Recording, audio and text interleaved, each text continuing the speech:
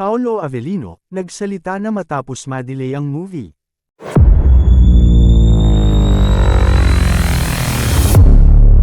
Nagsalita na si Paolo Avellino tungkol sa pagkaantala ng kanilang pelikula ni Kim Chiu.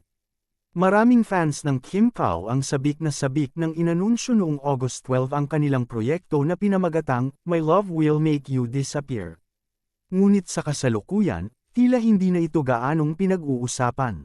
Ang unang petsa na lumabas para sa showing ng pelikula ay October 2, subalit ayon sa isang tao na aming tinanong, mukhang matatagalan pa bago ito tuluyang may palabas. Tila nagbigay ng pahiwatig ang aktor hinggil sa sitwasyon. Umaasa siya na patuloy pa ring susuportahan ng mga tagahanga nila ni Kim ang kanilang pelikula, sa kabila ng mga hindi inaasahang balakid. Maraming tagahanga ang umaasa na makikita na ang kanilang mga idolo sa isang proyekto, lalo pat ang Kim Pao tandem ay mayroong malaking following. Ang pagkakaroon ng delay sa release ng pelikula ay nagdudulot ng kalungkutan sa kanilang mga taga-suporta, na sabik na makita ang chemistry ng dalawa sa malaking screen. Ayon kay Paolo, naiintindihan niya ang pagkabahala ng mga tagahanga at sinisikap nilang tiyakin na ang kanilang pelikula ay maging matagumpay sa huli. Isang paalala para sa mga taga-suporta na ang bawat proyekto ay dumadaan sa proseso, at ang kanilang suporta ay napakahalaga. Mahalaga ang pelikulang ito sa kanilang karera, hindi lamang dahil sa kanilang pagmamahalan sa trabaho kundi dahil ito rin ay pagkakataon para sa kanila na ipakita ang kanilang talento. Kaya naman, kahit na may mga hamon, nananatili silang positibo.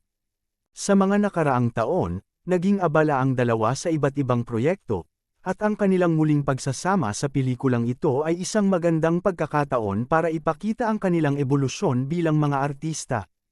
Umaasa sila na ang mga taga-suporta ay makikilala ang halaga ng kanilang pinagsama-samang pagsisikap. Ang pagkakaroon ng delay sa release ng pelikula ay hindi lamang nakakaapekto sa mga artista kundi pati na rin sa buong production team. Maraming tao ang nagtatrabaho sa likod ng camera upang masigurong ang lahat ay perpekto.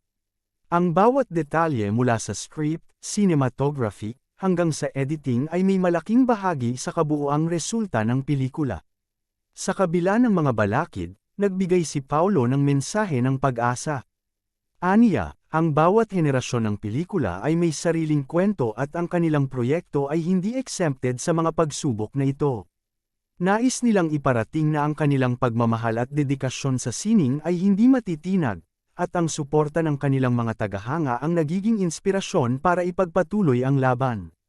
Ang mga taga-suporta ng Kim Pao ay isa sa mga pinaka-passionate na grupo ng fans sa industriya. Ang kanilang tiwala at pagmamahal ay nagbigay ng lakas sa mga artista upang patuloy na pagbutihin ang kanilang mga sarili at ang kanilang craft.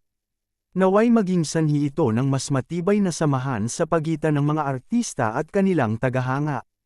Sa kabila ng mga pagkaantala at hindi inaasahang pangyayari, umaasa si Paolo na ang kanyang mensahe ay umabot sa puso ng bawat tagahanga. Ang kanilang pelikula ay hindi lamang isang proyekto kundi isang pagsasama-sama ng mga tao na may iisang layunin, ang magbigay aliw at inspirasyon sa mga manonood.